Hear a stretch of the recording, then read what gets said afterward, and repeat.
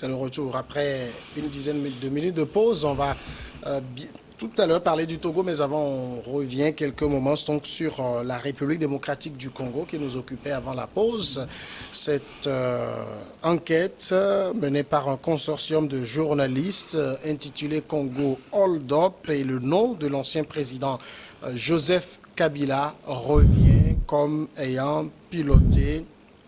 On peut même parler d'une cellule de détournement de deniers publics du temps où il était au pouvoir. 18 années quand même passées à la tête de la RDC. Sylvestre Béni, 18 ans, Kabila ne peut pas non plus s'en sortir les mains propres. Oui, je crois que tout à l'heure, je crois que mon confrère disait que mais s'il le fait, c'est qu'il n'est pas honnête.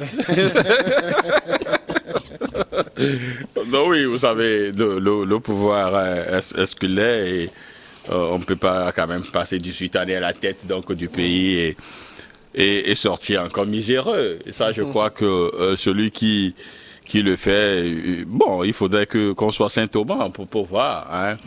Celui qui serait donc dans une misère indicible après 18 années de pouvoir. C'est vrai qu'il y aura quand même quelques pots qui seront donc par devers eux, quelques membres donc du pays qui seront donc mis hors donc de l'écran, hein, donc des caméras. Mais si cela n'a pas quand même trop d'incidence hein, sur l'avenir ou le devenir donc du pays, on peut du moins passer le point là-dessus. Mais ici, quand même, on parle quand même d'une somme, même si c'est pas aussi assez pharaonique, mais c'est quand même quelque chose. Hein, 123 millions d'euros, c'est beaucoup. Donc, mais si Kabila l'a quand même investi hein, pour que le pays quand même puisse connaître quand même un développement hein, du côté donc de l'agriculture, c'est bien. C'est pourquoi je dis que nous ne sommes quand même qu'au début, donc, de ce dossier. On verra quand même les implications des uns des autres. On verra qui sont ceux qui quand même ont quand même pris cet argent-là et qui l'ont investi peut-être hors du pays.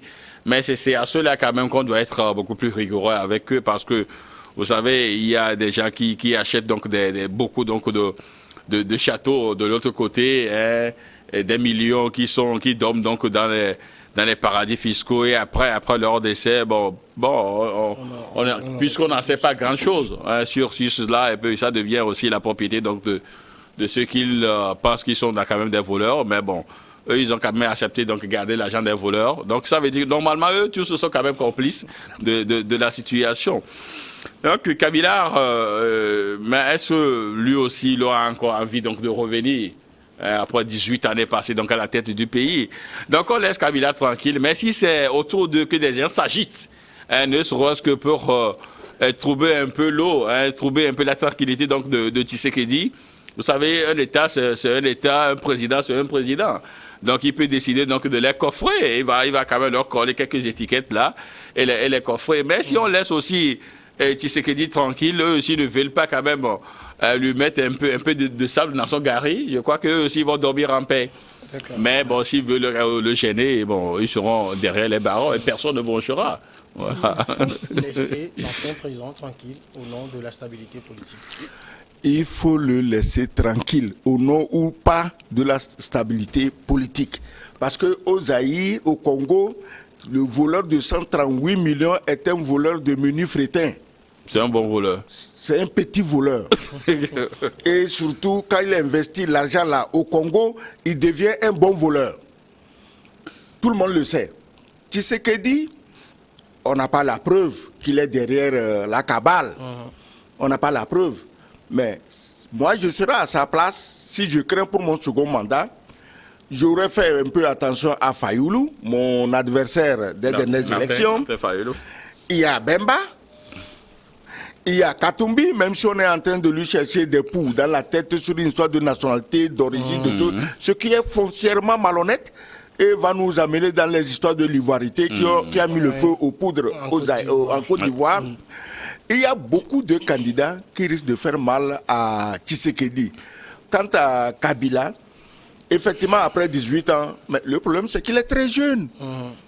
Extrêmement jeune. Il peut revenir. Même s'il ne revient pas lui-même, il peut faire revenir un fidèle. C'est de ça qu'ils ont peur. Mais moi, je dis que tout ça, c'est de la poudre aux yeux, c'est une maladresse politique, c'est une maladresse diplomatique, c'est une maladresse sociale et économique pour le Zaïre, qu'on s'en prenne à Kabila fils.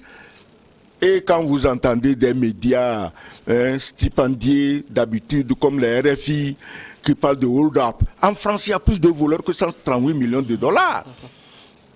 Il y a plus de voleurs que ça. Pourquoi il ne faut pas des enquêtes sur eux? Tous les voleurs français des grandes multinationales qui sillonnent nos pays, qui ramassent l'argent par conteneur, pourquoi RFI n'en parle pas? Pourquoi vos fameux journalistes, sociétés civiles manchères n'en parlent pas? Il faut que ça s'arrête. Hein. Il faut qu'on laisse l'Afrique tranquille. Tout le monde, dans tous les pays, on a volé pour construire le pays. Les Européens ont volé, pillé l'Afrique pour se construire. Les Américains ont volé, pillé l'Afrique, pris les esclaves qui ont travaillé pour s'enrichir. Nous aussi, on doit s'enrichir avec quelque chose. Laissez-nous tranquilles. En même temps, il y a les élections qui pointent à l'horizon. Le président Tshisekedi, quoi qu'on dise, il a envie de faire un second mandat. Ce serait peut-être humiliant pour lui de venir, de ne faire que 5 ans. Et de partir. Tout cela, on sait que lorsque les élections s'approchent, tout le monde a envie de regarder quels sont les adversaires farouches, comment je peux m'en débarrasser. On peut se dire aujourd'hui que tout ce qu'on a comme révélation sur Kabila, sur le système opaque qu'il a entouré, c'est une manière d'écarter quelqu'un. Même si ce n'est pas lui, peut-être un fidèle qu'il pourrait vouloir placer. Justement, tout à l'heure, je disais que cette affaire de hold-up n'est qu'un épouvantail. Hein. C'est juste là, dressé là, et il faudrait quand même que vous le regardez bien. Si quelqu'un veut faire le clou dans le coffre. En réalité, c'est de cela qu'il s'agit. Vous savez, tous les régimes qui ont quand même connu des années, donc, où c'est une famille qui a géré le pays pendant des années. L'après est toujours difficile. C'est ce que Tshisekedi est en train d'expérimenter.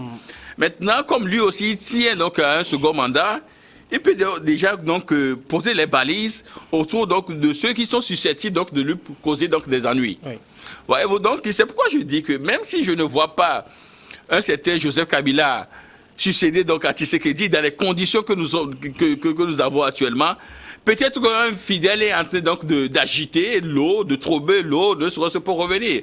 Alors là, vous conviendrez avec moi que le clan Tshisekedi peut être derrière ces révélations-là, ne serait-ce pour leur montrer que mes gars, attention, au cours donc de votre passage, il y a eu ça. Si vous voulez donc nous poser des soucis, on risque donc de vous coffrer. Et là, personne ne parlera. Parce que j'ai dit, pour l'instant, Tshisekedi commence donc à avoir une mainmise donc sur le pays. S'il est arrivé donc avec ces gymnastiques-là, à avoir donc le Parlement avec lui aujourd'hui, donc ça veut dire que lui aussi commence donc à avoir ses leviers et ses pions un peu partout. Donc, il veut donc être un peu tranquille. Donc, cette affaire-là, à quelques années donc de la présidentielle, peut également être une manière donc de dire à ceux qui sont autour de Kabila, parce qu'il y en a des gens qui sont là, qui veulent toujours revenir. Donc, il peut leur dire, ben voilà, c'est le passage. Et d'autant plus que vous avez gouverné donc avec votre patron. Le patron peut, bon, au nom donc de peut-être d'une unité et tout ça, donc le laisser tranquille, mais à vous, on peut vous coffrer. Voilà ce que moi je vois donc à travers quand même dans cette histoire-là. Donc, Kabila peut surfer sur ça, ne serait-ce que pour neutraliser la partie adverse. Mais au-delà, tel que il a dit, il y a d'autres pontes qui sont là, des gens comme Bemba et tout ça qui sont là, qui peuvent également donc lui causer des ennuis. Mais oui, terminé. Non, j'ai perdu le fil. L'affaire tombe dans un moment où on sait que Tshisekedi est aussi en difficulté parce que le président de la CENI, qu'il veut faire passer, ça a du mal à passer. Cette affaire, ça tombe à pic pour lui puisque ça détourne l'attention de l'opinion aussi. Non, Tshisekedi, il n'a qu'à se montrer vraiment intelligent. Vous parliez tantôt de l'Assemblée nationale, où il a réussi à mettre les députés de son côté. Ce n'est pas en échange de quelques 2 ou 3 coris, c'est beaucoup de dollars qui ont coulé. Il a pris l'argent où? Les voitures. Il a une imprimerie de dollars à la présidence. Je crois qu'il faut arrêter ça. Maintenant, pour son histoire de CENI, pourquoi lui veut à tout prix faire passer X plutôt que Y? si la CENI doit travailler d'une manière transparente, et si c'est des citoyens congolais, patriotes, moi je ne sais pas pourquoi il va se fatiguer à ses choix. Si vous voulez le faire, il devait le faire bien, disons, en aval, avant que ça ne sorte en public pour qu'on sache qui ne seront pas choses. Peut-être qu'il n'a pas réussi à acheter les autres, c'est ça qui lui pose des problèmes. Et moi, je lui conseille de mettre encore un peu d'argent, ça sera réglé. D'accord. On passe maintenant au sujet du Togo. On va parler donc de ce qui, pour les autorités togolaises, est considéré comme un sacre. Le Togo qui devient le premier pays d'Afrique subsaharienne dont le certificat de vaccination Covid-19 numérique est reconnu par l'Union européenne. C'est par un communiqué sorti le 24 novembre que la nouvelle est tombée. Le gouvernement togolais et la délégation de l'Union européenne ont le plaisir d'annoncer la reconnaissance ce jour du certificat de vaccination numérique du Togo dans les 27 pays de l'Union européenne. La mesure sera effective, est déjà effective, donc depuis le jeudi 25 novembre 2021. Sylvestre Béni, dans un pays où on aime beaucoup ces genres de reconnaissance, on voit tout le tintamarre qu'on fait autour. J'ai envie de demander, c'est quoi comme trophée? Je me pose également la même question, parce que le gouvernement togolais a tendance donc à présenter la situation comme un trophée de guerre. Et vous savez, déjà aux premières heures donc, de la vaccination, il y avait quand même ce discours-là qu'il veut œuvrer à ce que le Togo soit le modèle, un modèle donc en matière de vaccination en Afrique.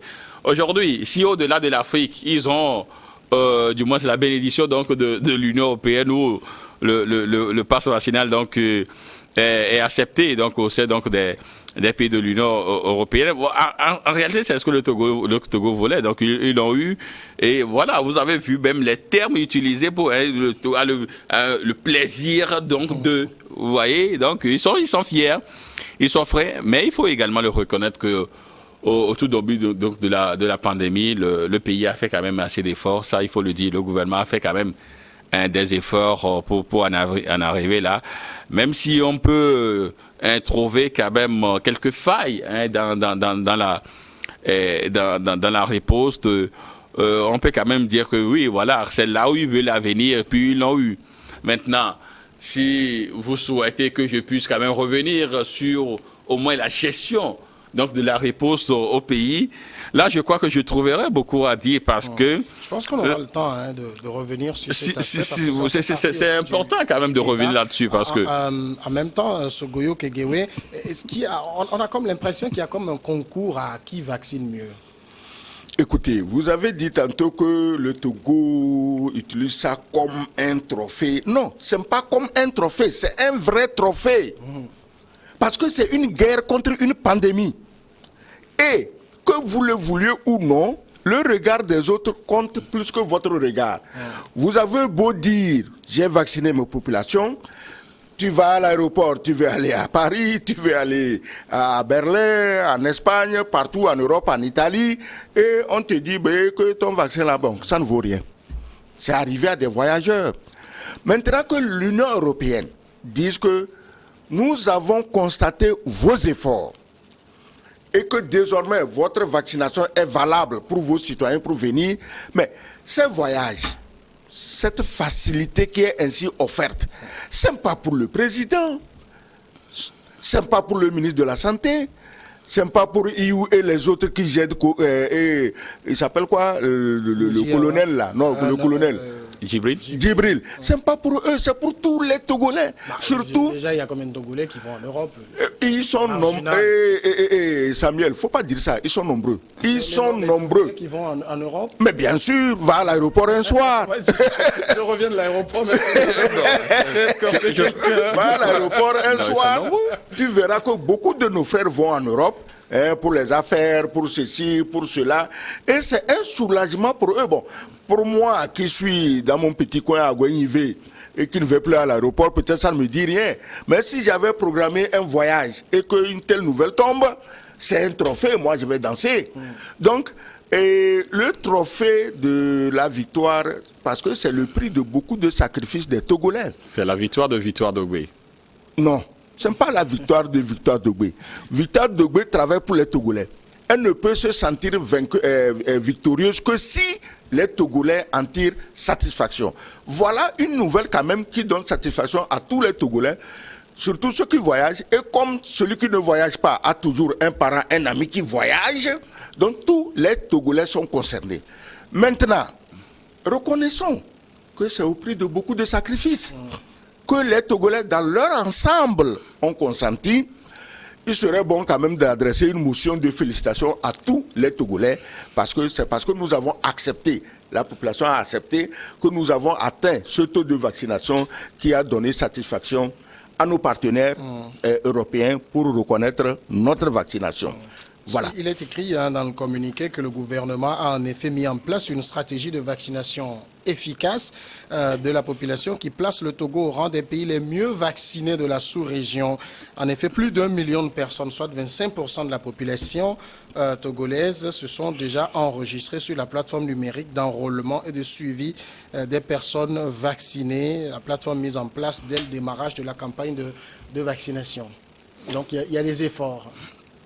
Des efforts, je dis oui, des efforts consentis par les Togolais. Non, je dis non, c'est plutôt des efforts acquis et donc par la bénédiction donc de la peur. Parce que vous avez vu qu'il y a le Premier ministre qui a dit qu'on va commencer par faire peur. Et justement, on en a fait peur donc aux Togolais. Et c'est pourquoi d'ailleurs, si vous permettez, je vais quand même revenir sur la gestion même donc de cette pandémie, surtout donc de la stratégie de la vaccination. Vous savez, bon, aujourd'hui nous sommes quand même responsables donc de notre corps. Hein, et encore qu'il y a des dispositions qui sont là dans le code donc de la santé publique qui rendent donc la vaccination obligatoire. Mais non.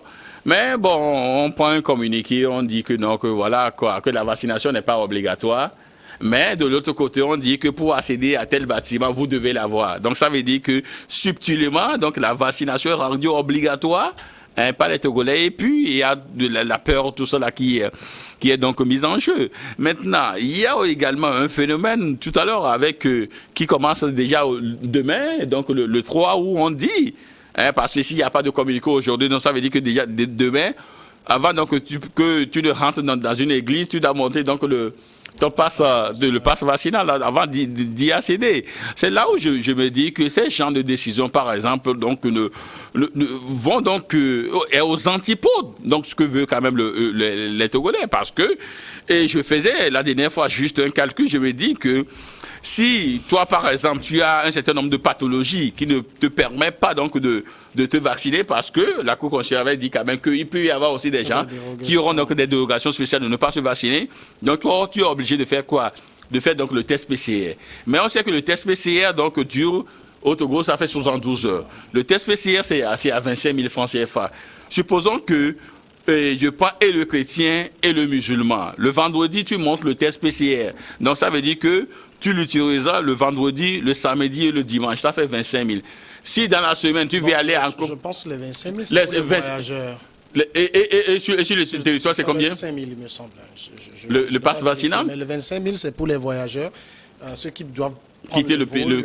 Et au pays? 25 000. Ça doit être tout de 5 000, il me semble. Bon, même si c'est 5 000, disons que même si c'est 5 000, c'est-à-dire tu le fais à 5 000, bon, je le prends sous réserve, mais disons que si c'est 5 000, 5 000, tu parce le... que chaque fois que vous allez, j'ai voyagé l'autre fois, chaque fois quand vous arrivez, vous demandez c'est pour voyager, et on vous taxe à 25 000. Avec 5 000, d'accord. Supposons que ici, ça tourne autour de 5 000, comme vous le dites, mais je le prends sous réserve.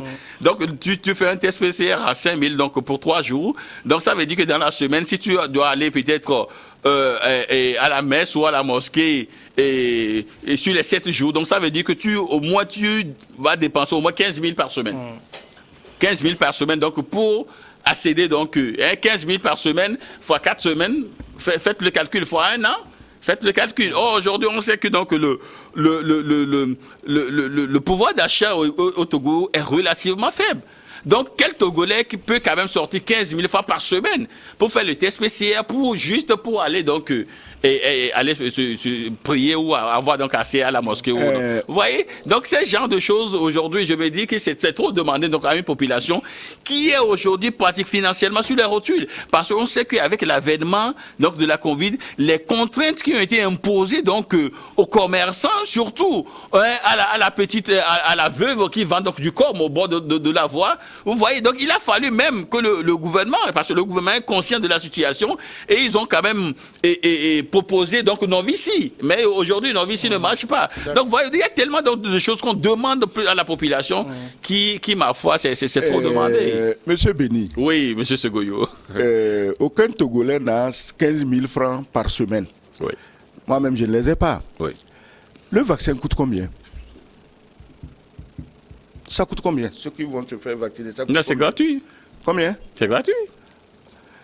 Pourquoi refuser ce qui est gratuit dans l'intention de payer 15 000 francs par semaine pour aller à la messe ou à la mosquée? Je parle de ceux qui auront donc des dérogations.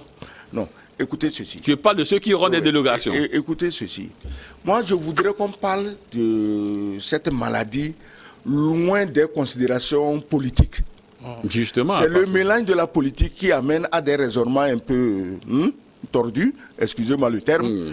Je ne dis pas, je ne parle pas de votre raisonnement. Non, je le sais. Ouais. Et le Premier ministre a dit que, bon, on va instaurer la peur. Mais la maladie en elle-même fait assez peur pour que le Premier ministre n'ait pas à rajouter une louche. Moi, je crois qu'il faut sortir ça du débat politique et même du débat religieux. Les religieux, avec tout le respect qu'on leur doit, en plus d'enraciner la foi, ils doivent aussi pouvoir enraciner et le civisme, et la morale, et le patriotisme. Parce que la maladie Covid, Dieu merci, elle n'est pas seulement au Togo. Les Italiens sont ceux qui sont morts le plus. Est-ce que les Italiens ne vont pas à l'église? Où se trouve le Vatican? Pourquoi le pape même encourage la vaccination? Moi, je crois que je ne veux pas qu'on traite de ça sur un ton polémique, mais qu'on appelle nos responsables religieux pour leur dire: le vaccin n'est pas contre vous. Le vaccin, ce n'est pas pour empêcher vos fidèles de venir faire leur devoir de prière. Mais le vaccin, c'est pour les protéger contre la mort. Oui, Monsieur Segoyo, est-ce que vous ne pensez pas aussi que cette manière de procéder, de dire à chaque fois, si vous ne vous vaccinez pas, vous n'aurez pas accès à tel lieu, on inclut les lieux de culte, c'est un échec du gouvernement, même qui peine à convaincre les populations sur le bien fondé et avoir une adhésion à cette campagne de vaccination? Je ne parle pas d'échec parce que s'il y avait échec, on n'aurait pas été reconnu par les instances extérieures. Tout ce qu'il y a derrière comme stratégie pour qu'on arrive là, on le sait. Attends. C'est pas de gaieté du cœur que les gens vont se faire vacciner. Oui, moi-même je me suis fait vacciner, on ne m'a pas amené de force. Parce que moi je dis ceci. Je me suis fait vacciner tranquillement. Le dispensaire se trouve juste devant ma maison. Je suis allé me faire vacciner. Parce que je ne peux pas croire qu'un gouvernement puisse donner à sa population de mauvais conseils sur sa santé, qui n'ont qu'à aller se faire vacciner pour mourir, pour tomber malade. Aucun gouvernement ne le fait. Donc, moi, je fais confiance au gouvernement. Au-delà de nos humeurs politiques, de partis politiques, de ceci, il faut faire confiance au gouvernement quand il s'agit de la santé collective des Togolais. C'est parce que le gouvernement lui-même a vu qu'il peinait à avoir cette confiance. Oui, le gouvernement, sur ce point, c'est eux les journalistes qui ont des médias. Je crois que le gouvernement pouvait se faire quand même assister par les médias, les différents médias, les convaincre. Ici, à New Health, vous faites beaucoup de choses dans la sensibilisation pour les vaccinations. Bon, c'est déjà une bonne chose. Le gouvernement peut-être devait intensifier ça avec pratiquement tous les médias, tous les leaders d'opinion. Et il n'y a pas meilleur leader d'opinion qu'un chef religieux. Il faut les convaincre. Voilà. Le problème qui se pose, c'est que le gouvernement, au lieu donc de convaincre, cherche plutôt à vaincre. C'est de cela qu'il s'agit, parce qu'au début donc de la vaccination, les discours tenus par certains ministres ont quand même fait braquer certains Togolais. Je me rappelle sur une chaîne, sur la télévision, le maire ou un ministre, je préfère donc taire son nom, ou un ministre, si vous voulez, je peux même donner le nom. Le ministre Iwu Majesté Ouatteba disait Tout le monde pense déjà à lui. Oui, disait donc que si vous ne voulez pas vous vacciner, vous venez au CHI avec une forme grave, on va vous facturer, vous allez payer 500 000 avec un discours qui véritablement a choqué plus d'un. Et il y a même un député qui lui a répondu que nous sommes responsables de notre corps et cette manière de communiquer ne peut pas faire la chose. Et la preuve, vous avez vu que tout de suite les Togolais se sont marqués. Vous savez, il y a une crise, ça il faut le dire, et moi je l'ai dit, il y a une crise de confiance entre le gouvernement et la population. Et cela ne date pas d'hier. Et j'aurais préféré au tout début donc de la vaccination qu'on puisse laisser la main libre aux scientifiques de communiquer. Mais les premières communications du gouvernement ont fait braquer beaucoup de personnes. Et c'est pour cela que nous sommes à ce stade-là aujourd'hui. Parce que les gens ont tellement peur donc de ceux qui, pendant des luttes, ne sont que dans une logique donc de vaincre au lieu de convaincre. Et là, les gens ont peur. Voilà la situation aujourd'hui. Monsieur Béni. Oui, je vous écoute. Vous dites qu'il fallait laisser les scientifiques parler. Iou est un scientifique, à ce que je sache. Ce n'est pas un professeur de philo. Il était scientifique, mais il parlait donc sur le manteau de ministre. Voilà, laisse-moi parler, oui. Il parlait sous le manteau de ministre. Mais bon, disons, Iou, vous savez, quand vous désirez quelque chose pendant longtemps, dès que vous l'avez, par exemple, là où tu veux être ministre pendant longtemps, le jour où on te nomme ministre, tu es tellement excité que tu es porté à faire un peu d'excès de zèle. Mettons ça sur le dos d'excès de zèle et que Iou n'est pas le premier ministre ou le président de la République et que tout ce que ces propos ont offensé, il faut qu'on leur dise, laissez tomber. Allez vous vacciner parce que si vous mourrez, ce n'est pas Iou qui meurt, ce n'est pas sa femme, ce n'est pas son enfant. Il a mal parlé, nous sommes d'accord. Mais il continue de mal parler. Si vous voulez, je vais vous donner juste un autre exemple. Il était encore sur une radio où, après donc la réunion avec les chefs religieux, il disait que, mais ces gens-là, il parle des chefs religieux, je vous dis. Il dit, ces gens-là, mais je me dis qu'ils n'ont rien compris. Voyez-vous, c'est un ministre de la République il aurait dû plutôt aller... Moi, ça ne me gênerait pas. Ces genres de situation. Et même un évêque catholique est sorti. Des évêques catholiques, on sait qu'au Togo, il y a quand même des gens donc d'une moralité qui ne sont pas dans une logique de violence de termes. Mais il a juste... l'évêque donc de Dapaon a sorti donc des termes qui je me dis... C'est-à-dire qu'il a provoqué ceux-là. Ils sont sortis un peu de leur gond. Voyez-vous, c'est pourquoi je dis que ces gens, c'est-à-dire ce personnage-là, ou des gens qui agissent typiquement comme ce ministre-là, normalement, ne doivent pas avoir donc droit de parole. On a compris que Iou est un très mauvais communicant. Justement. En matière donc de gestion de la Covid, il faut trouver des gens qui ont quand même En même temps, monsieur l'ambassadeur, moi je regarde, quand on dit que le certificat de vaccination Covid numérique du Togo est reconnu, aujourd'hui, avec la vaccination elle-même, le débat n'est pas encore terminé. Moi, je me rappelle, et vous avez bien fait de le dire, au tout début, New World, on a fait beaucoup de sensibilisation. Je ne peux pas compter aujourd'hui le nombre de médecins et tout qu'on a reçu ici. Le discours a été, dès qu'on aura le vaccin, quand on se sera vacciné, tout va s'arrêter, on va retrouver la normalité. Le vaccin est arrivé, je vais prendre juste l'exemple des pays européens. On nous a promis qu'à 60% de couverture vaccinale, c'est la liberté. Beaucoup de pays européens ont dépassé les 60% et on nous parle de doses de rappel à nouveau. Alors du coup, quand on dit aujourd'hui qu'on a reconnu votre certificat alors que vous avez le certificat ici avec 2 doses, la France aujourd'hui est en train de conditionner la validité du certificat à une 3e dose, mais on est où là, comme disent les Ivoiriens? Oui, on est où? On est dans le monde, pas au Togo, on est partout dans le monde. Écoutez ceci, la maladie Covid-19, quoi qu'on dise, en réalité, il faut avoir la modestie de dire que personne ne maîtrise rien. Justement. C'est ça que le professeur Didier Raoult a dit, et personne ne l'écoute, on l'a même marginalisé, on ne l'entend plus parler, mais personne ne maîtrise rien. La 3e dose, mais si elle s'impose, ce n'est pas quelqu'un qui décrète ça, c'est la santé des individus qui fait que les scientifiques vont dire, obligé, on met une 3e. le Covid, au fait, au départ, c'était quoi? C'était des grippes saisonnières. On est en hiver en Europe, disons, dans l'hémisphère nord. Avant, mais moi, j'ai fait ces pays. Quand arrive l'hiver, il y a des grippes, et puis ça peut tuer 2 ou 3 vieux dans le quartier. Bon, c'est pas un problème. Si ces virus anodins, au départ, ont muté pour donner Covid, qui nous fait trembler nous tous aujourd'hui, mais ça peut aussi muter pour donner autre chose qui nécessite que régulièrement on se mette à jour. On ne peut rien. Ce n'est pas une décision politique. Pour revenir au pays et à notre cher ministre Iou, on dit qu'il communique mal. Non. Moi, je crois qu'au-delà de la campagne officielle, au-delà des propos, de l'implication du chef de l'État lui-même, de son implication dans le comité. Entendu non plus, hein. Pardon? On n'a pas beaucoup entendu le chef de l'État. Oui. Le chef de l'État le chef de l'État n'a communiqué qu'une seule fois. Oui. Depuis le 1er avril 2020. Oui, les collaborateurs ont continué. La Première ministre a continué. Mais ce que je voudrais dire, c'est qu'au-delà de ça, les gens comme Dr Iou, comme Djibril, comme les autres professeurs, rien ne les empêche de demander l'audience de voir l'archevêque de Lomé. Révérend ou éminence, comment on dit ça? Archevêque, si c'est à Lomé, c'est archevêque. Voilà, au fait, ce que nous disons, nous n'avons rien contre l'Église catholique. Scientifiquement, voici les faits. Nous comptons plutôt sur vous pour que vous nous aidiez. Tous ces pasteurs qui s'agitent partout, il faut les approcher, il faut avoir l'humilité de leur parler.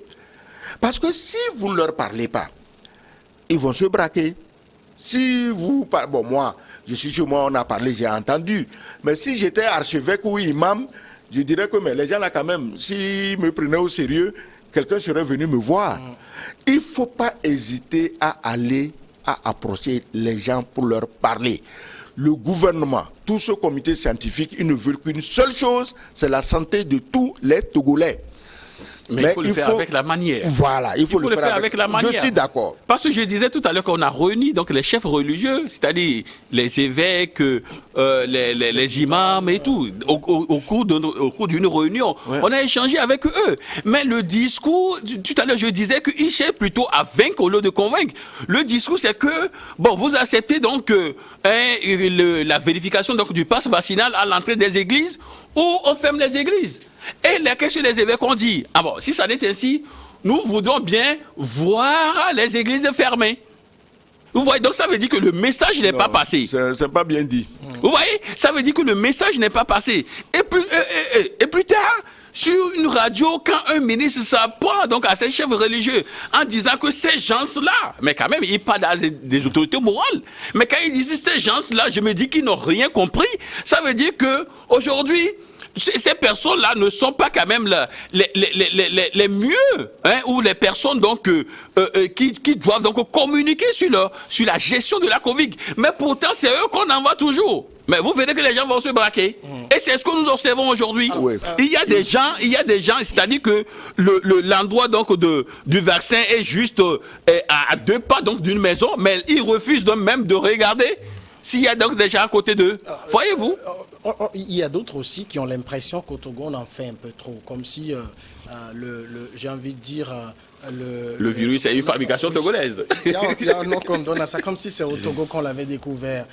Conditionner l'accès dans les lieux de culte au pass vaccinal, c'est le Togo qui l'a inventé. On n'a pas vu ça même aux États-Unis, en Italie. On a eu une hécatombe, on n'a pas vu ça. On voit au Togo parce qu'on est au Togo. Vous n'êtes pas au Ghana, vous n'êtes pas au Bénin, vous n'êtes pas au Burkina. On va au Burkina, on va au Bénin, on voit ce qui se passe dans ces pays-là. Si le Togo se fait plus soucieux de la santé de ses populations, on ne va pas quand même en faire un reproche. Les gens ont envie de voir plus d'hôpitaux construits, les gens ont envie de voir les équipements dans les hôpitaux, on ne veut plus voir des femmes mourir sur les couches, les milliards qu'on met dans le Covid qui en 2 ans, qui fait 243 morts, et vous avez le cancer qui a fait 3700 morts en 2020. Bon, j'ai envie qu'on voit plus de soucis de la part du gouvernement. C'est une attaque arrière contre ma personne. Non, parce que vous n'êtes pas ciblé. Parce que, écoutez ceci, moi je ne parle pas au nom du gouvernement. Bien évidemment. Je parle de ce que je vois. Est-ce que vous voyez? C'est vrai, les hôpitaux. Mais moi-même, je tombe malade, non? Vous voyez que j'ai envie de tomber malade, d'aller, il y a une infirmière qui te regarde d'un air torve, et puis non. Moi, je veux être bien accueilli dans un hôpital où on ne sent pas le mercurochrome à 200 ou 300 mètres. Non, je veux être bien accueilli. Tout ça, c'est des problèmes de développement. Globalement, quoi. C'est global. Que ce soit les hôpitaux, les routes, les écoles, les universités. Mais il faut aller pas à pas selon nos moyens. On en a mis beaucoup dans le Covid. Oui, on en a mis beaucoup. C'est pourquoi on a atteint... Un peu plus de 100 milliards pour la commande des vaccins, c'est ça, hein? Combien? Un peu plus de 100 milliards. Non, je ne connais pas les chiffres. Oui, parce honnêtement, que je ne les connais pas. Je ne... 20 milliards quand il était à l'Assemblée. Voilà, je ne connais pas les chiffres, je ne vais pas m'aventurer. Mais le problème du Togo, ouais. Je crois que le problème du Togo aussi, avec l'avènement de la Covid, moi je le disais il y a quelques jours sur une radio, c'est que nous sommes donc devant l'évidence du vide. Qu'est-ce que j'appelle par l'évidence du vide? C'est que au niveau donc de la politique sanitaire au Togo, il y a beaucoup à redire, il y a beaucoup à dire et à redire. Comment est-ce que on peut comprendre que le plus grand hôpital du Togo, il n'y a pas de scanner? Par exemple, c'est juste un exemple que je donne. Et que si on veut faire donc le scanner aujourd'hui à l'hôpital Sylvanus Olympio, on est obligé de déplacer le patient dans une clinique à côté, à peine donc 200 mètres donc de l'hôpital, pour aller faire le scanner et faire revenir le patient donc dans le plus grand hôpital. C'est-à-dire que l'État n'est pas à mesure d'avoir un scanner et que c'est une clinique, c'est-à-dire un privé qui a pu avoir ce scanner. Donc on déplace le patient pour aller donc dans la clinique et on revient. Et vous devez vous rappeler également qu'au tout début donc de la pandémie, le ministre du Commerce à l'époque, ADG, CVTP ADG, disait qu'ils ont commandé 250 respirateurs artificiels. Ne serait-ce que pour la Covid. Mais demandez-moi si aujourd'hui, je suis capable de vous dire que si ces 250 respirateurs sont arrivés. Et c'est ce qui peut également expliquer, et je le dis, j'ai dit peu, c'est ce qui peut également expliquer les 14, c'est-à-dire les 243 morts que nous avons aujourd'hui. Parce que je me dis que s'il y avait au moins les respirateurs artificiels, peut-être on peut sauver des vies. Et je le dis parce que je le dis avec beaucoup de chagrin, parce que j'ai perdu un confrère. J'ai perdu un confrère, Dominique Alizou, dans cette situation. Et je me dis peut-être que si on avait ce respirateur artificiel, Dominique serait encore en vie aujourd'hui. Voyez-vous, c'est pourquoi je dis que nous sommes devant l'évidence du vide. Et on a juste, dans la précipitation, chassé donc les gens au niveau du CHC parce que nous n'avons même pas un complexe adapté donc aux maladies donc liées au virus. On est obligé donc de chasser donc les femmes qui sont à travers tout cela pour transformer rapidement cet hôpital-là en un lieu donc de traitement de Covid. Personne n'avait prévu et programmé le virus. Voilà, c'est pourquoi je dis que nous sommes devant l'évidence du vide. On aurait anticipé, on aurait une politique sanitaire assez efficace que on saurait. Vous avez posé beaucoup de problèmes. Vous avez posé beaucoup de problèmes, à commencer par le scanner. Mais c'est vrai. C'est juste un exemple que j'ai donné. Oui, si je suis malade, je vais quand même à Sylvanus Olympio. Je serais surpris qu'on me trimballe vers Saint-Joseph ou quelque part pour un scanner. Mais je crois savoir, dans un passé pas très lointain, que dans une histoire de coopération avec l'Inde, il y a eu un scanner au CHU Sylvanus Olympio. Il est parti où? S'il est en panne, ça ne travaille pas. Qu'on le répare, et si on ne peut pas le réparer, qu'on le renouvelle. Et depuis, ça fait des années. Voilà, qu'on le répare ou qu'on le renouvelle. Et si des gens portent la responsabilité de ces contre-performances, on devait en être informé. Voilà. Donc, je vous dis, c'est des problèmes de développement globaux dont les solutions doivent être, le gouvernement doit les rechercher pas à pas au fur et à mesure de la disponibilité des moyens. On ne peut rien, on n'est pas magicien.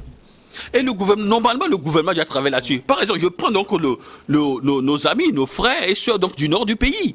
Ils n'ont pas de scanner. Certains traversent la frontière pour aller donc soit au Ghana, soit donc au Bénin, au nord du Bénin. Juste pour le scanner. On traverse, c'est-à-dire on quitte le territoire pour aller dans un autre pays pour avoir le scanner. Et normalement, ce devaient être les priorités au niveau donc, de la politique sanitaire. Parce que tout le monde peut tomber malade. Et la dernière fois, je disais donc que au niveau donc du budget, on a alloué un peu plus de 270 milliards donc, de francs CFA juste pour l'armée et tout. Et je me dis que c'est normal, parce qu'aujourd'hui, nous sommes sur la menace djihadiste, mais on devait au même moment allouer une somme similaire pour la santé. Parce que quand le militaire est blessé au front, il doit revenir à la maison et avoir donc un complexe sanitaire assez efficace pour pouvoir sauver sa vie. Voyez-vous, donc les deux doivent marcher de pair. C'est normal. On reste sur le Covid pour dire les derniers mots. C'est une pandémie, vous l'avez rappelé tantôt, qu'il faut avoir l'humilité de reconnaître qu'on ne le maîtrise pas. D'autant plus qu'on parle d'un nouveau variant qui a refait son apparition en Afrique du Sud, on l'appelle Omicron. Il est différent du variant Delta en ce que le variant Delta a juste 2 mutations. Omicron a 32 mutations. Les scientifiques, ils jouent avec nos nerfs ou quoi? Moi, je crois que même si les scientifiques jouaient avec nos nerfs, ils ont raison. Parce que depuis que la maladie a commencé, nous les Africains, avec le peu de moyens et le peu de connaissances que nous avons, nous aurions pu quand même... Il y avait même un comité qui avait été constitué au Togo ici, d'universitaires, pour faire... Et puis on n'en parle plus. Non, mais il faut quand même qu'on en parle. Non, ils ont arrêté depuis. Des gens dans ce pays... Parce qu'ils n'ont pas de moyens. Ils ont arrêté depuis parce qu'ils n'ont pas de moyens. Des gens dans ce pays ont des connaissances quand même, qui peuvent aider à réduire la virulence de la maladie à défaut de la guérir. Bon, on ne peut pas rester comme si de rien n'était et tous les jours on demande aux Blancs quel est variant, mais le Blanc peut te dire aujourd'hui que c'est une variante à 1000 formes. Tu vas faire comment? C'est pour te faire peur et te vendre encore un peu plus de vaccins. Donc nous-mêmes, on devait faire un effort. Avant l'arrivée de la médecine moderne, on guérissait les gens dans ce pays de 1000 mots. Aujourd'hui, même avec tous les hôpitaux que vous avez, vous n'imaginez pas le travail abattu par les herboristes sur le terrain. Mais qu'on leur accorde un peu de sérieux, d'importance. Je suis d'accord. Un peu de sérieux. Je suis d'accord. Et là, vous aurez dû constater qu'à un moment donné, ils ont dit qu'ils ont arrêté parce qu'ils n'ont pas de moyens. Ils n'ont pas de moyens pour continuer donc au niveau des recherches. C'est une question de moyens parce que j'ai reçu aussi un professeur qui faisait partie du collège de professeurs au niveau de l'université qui étudiait les formules. Ce qu'ils attendaient, c'est quoi? Une centaine de millions. C'est parce que le Togo ne peut pas donner, si on peut mettre 20 milliards pour payer des vaccins. Mais pourquoi ils n'ont pas eu? Mais pourquoi ils n'ont pas eu quand même? Est-ce qu'il y avait de la volonté aussi politique derrière? Est-ce qu'il n'y avait pas aussi, vous savez, les vaccins ont été produits, il faut bien les dispatcher dans le monde. Justement, c'est pourquoi je dis, moi je transforme cette volonté politique en problème de moyens. Parce que si le gouvernement avait véritablement la volonté, et si le gouvernement croit un peu ou accorde le bénéfice du doute à ce comité-là qui essayait donc de faire des recherches et de voir si le Togo, à son niveau, ne peut pas trouver quelque chose. Je crois que s'il y avait cette volonté-là, on devait quand même leur donner les moyens d'arriver au bout donc de leurs recherches. Mais si à la fin, vous savez, au niveau des recherches, mais si à la fin, on n'arrive pas à trouver une formule contre au moins la Covid ou le Covid, c'est selon, mais au cours de ces recherches-là, on peut trouver d'autres choses. Mais j'ai vu quand même un scientifique de la RDC qui avait montré donc un remède contre la Covid bien emballé et tout ça, et ils ont communiqué là-dessus. Et ils ont utilisé donc au début. Et le Madagascar aussi, avec sa potion magique, ils ont commencé, ils ont eu des effets. Mais après, vous savez que nous sommes dans un monde où au niveau même de la géopolitique, il y a des gens qui veulent toujours avoir l'ascendance, c'est-à-dire, bon, si je dis des gens, appelons les choses par leur nom, il y a quand même au niveau donc des Occidentaux qui veulent toujours avoir donc la main mise sur le monde. Donc on dit, bon, on dit non, que le truc là, la potion donc du Madagascar, que ce n'est rien.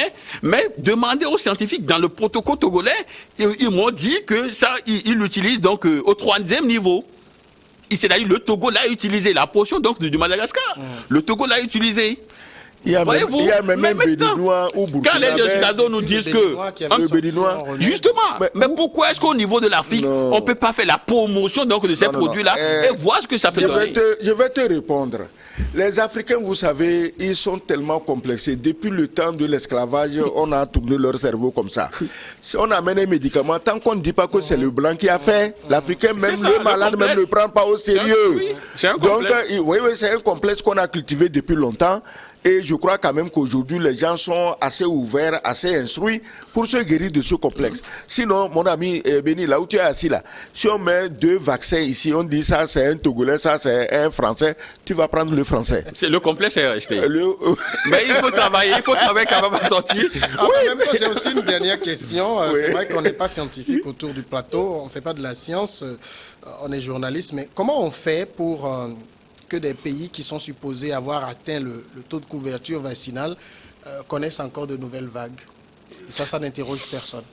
Ben justement, moi, quand j'ai appris qu'au niveau donc, de l'Israël, ils sont allés encore à un reconfinement, je me dis, mais ouais, parce que en matière donc, de vaccins, au moins ils ont eu 60%. Plus même. Mais quand on me dit un beau matin, patatras, ils sont retournés au confinement, je me dis, à quoi bon? Mais tout compte fait, il faut quand même faire le vaccin. Moi, je l'ai fait. Mais quand on me dit, c'est pourquoi je dis que, en fait, la Covid, c'est-à-dire que tout le monde, je marque même de c'est-à-dire que tout le monde fait ce qu'il veut, c'est-à-dire qu'on n'a pas la maîtrise donc de la situation et on se cherche. C'est devenu aussi. C'est-à-dire même les scientifiques se cherchent. Oui, mais bien sûr, bien sûr. Qu'est-ce que vous croyez? Qu'est-ce que vous croyez même? Moi, je crois que où on est aujourd'hui, vous savez, l'hiver est venu dans l'hémisphère nord, en Europe du Nord, en Europe, en Amérique, l'hiver est là. Et j'ai l'impression que chaque fois qu'il fait plus froid, la maladie reprend de l'ardeur. Bon, nous, on n'a pas le froid ici. Je crois qu'au-delà de la vaccination, au-delà de ceci et de cela, on peut nous conseiller, on peut nous donner des conseils pratiques sur comment nous devions, par exemple, manger, qu'est-ce que nous devions privilégier. Ces conseils pratiques peuvent nous... Parce qu'il y a des choses qui sont à portée de notre main. Moi, quelqu'un m'a dit un jour qu'au centre de traitement à Kégué, que les malades, entre autres menus, il y a un œuf, il y a le jus d'orange. Bon, il ne faut pas attendre d'aller à l'hôpital. Si on peut nous conseiller ces aliments-là, ça peut nous aider. Oui. Et on peut nous conseiller la vitamine D, de s'exposer un peu au soleil. Oui. Donc je crois que ces conseils prophylactiques-là, il faut quand même qu'on les dispense aux populations. Oui. Voilà. Merci beaucoup, Sogoyo Kegewe, journaliste et ancien diplomate. Merci d'être passé dans cette émission. Merci Sylvestre Béni, directeur de publication de La Manchette. Et merci à vous tous d'être restés à notre compagnie. On se retrouve le samedi prochain.